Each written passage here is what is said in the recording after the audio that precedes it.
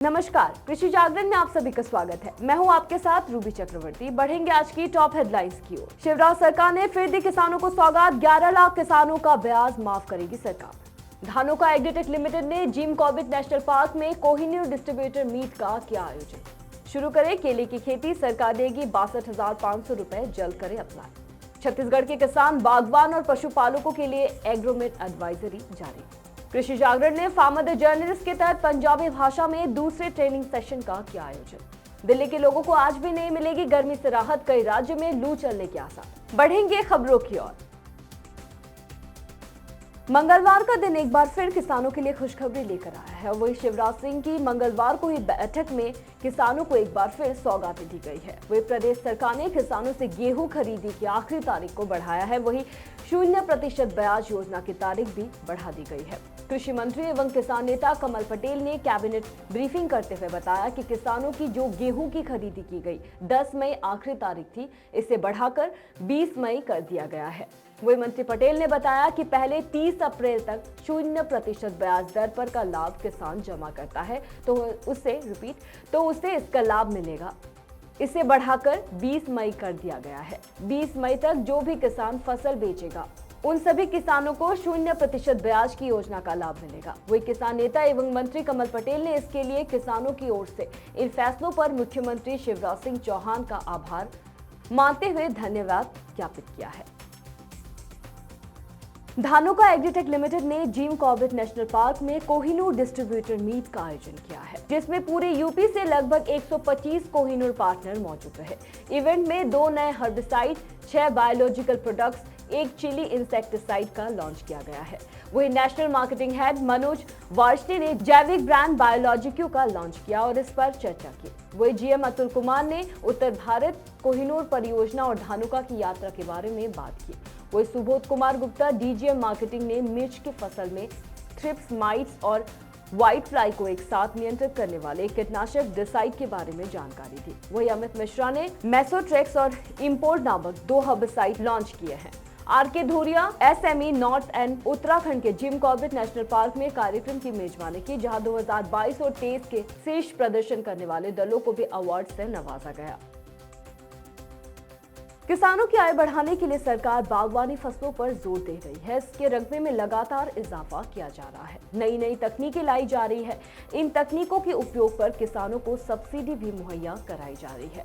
इसी कड़ी में बिहार सरकार किसानों को टिश्यू कल्चर तकनीक से केले की खेती करने पर 50% तक सब्सिडी दे रही है। केले का पौधा कीट रोगों के लिए सबसे आसान शिकार माना जाता है। कई बार इन कीट और रोगों के प्रकोप के चलते फसल पूरी तरह से चौपट हो जाती है। हालांकि अब टिश्यू कल्चर तकनीक के जरिए केला की उन्नत किस्मों के मजबूत पौधे तैयार किए जा रहे हैं। ये पौधे पूरी तरह स्वस्थ और प्रतिरोधी होते हैं। इनमें आसानी से रोग नहीं लगते हैं। बिहार सरकार टिश्यू कल्चर तकनीक से केले की खेती पर कुल 50% की सब्सिडी दे रही है। 1 हेक्टेयर में केले की खेती की इकाई लागत कुल 1,25,000 रुपए रखी गई है। ऐसे में 50% सब्सिडी के हिसाब से किसानों को केले की खेती के लिए कुल 62,500 रुपए मिलेंगे। अगर आप बिहार के किसान हैं और टिश्यू कल्चर तकनीक से केले की खेती करना चाहते हैं तो बिहार बागवानी विभाग की आधिकारिक वेबसाइट http.horticulture.bihar.government.in पर जाकर आवेदन करना होगा। इस योजना के बारे में अधिक जानकारी के लिए किसान नजदीकी जिले में उद्यान विभाग के कार्यालय में सहायक निदेशक से भी संपर्क कर सकते हैं। मौसम विभाग जैसे मौसम पूर्वानुमान जारी करता है, वैसे ही कृषि विशेष सलाह भी जारी करता है, जिसे एग्रोमेट एडवाइजरी के नाम से जाना जाता है। छत्तीसगढ़ के किसानों के लिए मौसम विभाग ने फिलहाल मौसम को देखते हुए एग्रोमेट एडवाइजरी यानी कृषि विशेष सलाह जारी की है। छत्तीसगढ़ के उत्तरी पहाड़ी भाग अंतर्गत सरगुजा, कोरिया, जशपुर, बलरामपुर और सूरजपुर जगह शामिल है। किसानों को खेतों से प्याज और लहसुन के कण निकालने की सलाह दी गई है। वह ग्रीष्मकालीन साग सब्जी फसलों में सिंचाई व्यवस्था ठीक से करे तथा तापमान कीट फैलने के लिए अनुकूल है। वही उसको ध्यान में रखते हुए भिंडी, बैंगन जैसी फसलों में रोज कीटों की निगरानी करे और बुआई की गई फसलें जैसे भिंडी, ग्वारफली, बरबटी इत्यादि में गुड़ाई कर सिंचाई करे। देश के किसानों की समस्या का समाधान हमेशा से कृषि जागरण अपने मन से करता आया है। इसी कड़ी में कृषि जागरण ने फार्मर द जर्नलिस्ट की शुरुआत की है। इसके तहत किसान अपने क्षेत्र की कृषि से जुड़े खबरों को कृषि जागरण के माध्यम से देश और दुनिया तक पहुंचाकर किसान पत्रकार की भूमिका निभाने का काम कर रहे हैं। इसी कड़ी में आज सुबह 11 बजे कृषि जागरण की टीम बैच नंबर 47 और पंजाबी भाषा में दूसरे ट्रेनिंग सेशन का आयोजन किया गया। आपको बता दें कि अब तक फार्मर जर्नलिस्ट से 200 से ज्यादा किसान जुड़ चुके हैं और हमारी यही प्रयास है कि इसी तरह से हम हर स्टेट के नए फार्मर से जुड़े और उनको पत्रकारिता के लिए जागरूक करें। दिल्ली और उसके आसपास राज्य में लोगों को आज भी भीषण गर्मी का सामना करना पड़ेगा। वहीं बिहार में लू चलने की संभावना जताई गई है। वहीं पूर्वोत्तर भारत और राजस्थान को छोड़कर देश के कई हिस्सों में मंगलवार को अधिकतम तापमान 40 डिग्री सेल्सियस से नीचे रहा। वहीं उत्तर प्रदेश, मध्य प्रदेश, विदर्भ और गुजरात में तापमान 40 से 43 डिग्री सेल्सियस के बीच था। आज भी देश की राजधानी दिल्ली और उसके आसपास के राज्यों में लोगों को गर्मी से राहत नहीं मिलने वाली है। वहीं दिल्ली, छत्तीसगढ़, उत्तर प्रदेश, राजस्थान, झारखंड, हरियाणा, पंजाब, तेलंगाना, हिमाचल प्रदेश, उत्तराखंड, मध्य प्रदेश, गुजरात और कोंकण में आज मौसम साफ रहने की संभावना जताई गई है। मंगलवार की तरह आज भी दिल्ली और उसके आसपास के राज्यों में तापमान 40 डिग्री सेल्सियस और ऊपर रहने की आशंका है।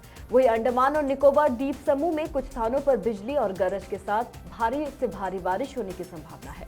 इसको लेकर मौसम विभाग ने चेतावनी भी जारी की है। इन इलाकों में लगभग 90 किलोमीटर की रफ्तार से हवा चलने की आशंका है। वही ऐसे में मछुआरों को समुद्री तटों से दूर रहने की सलाह दी गई है। वही 12 मई तक लगातार अंडमान और निकोबार द्वीप समूह के इलाकों में बारिश होने की आशंका है। वही IMD के मुताबिक कर्नाटक और केरल के अलग अलग स्थानों पर भी आज भारी वर्षा हो सकती है। इसके अलावा असम, मेघालय, नागालैंड, मणिपुर, मिजोरम, त्रिपुरा, तमिलनाडु, पुडुचेरी और कराईकल के कुछ इलाकों में आज तेज हवा के साथ बिजली चमकने का भी अनुमान लगाया गया है। वही पश्चिम बंगाल, बिहार, पश्चिम और सिक्किम के अलग अलग हिस्सों में लू चलने की संभावना है। फिलहाल कृषि जागरण में मेरे साथ इतना ही। खबरों का सिलसिला जारी रहेगा। अधिक जानकारी के लिए बने रहिए कृषि जागरण के साथ। धन्यवाद।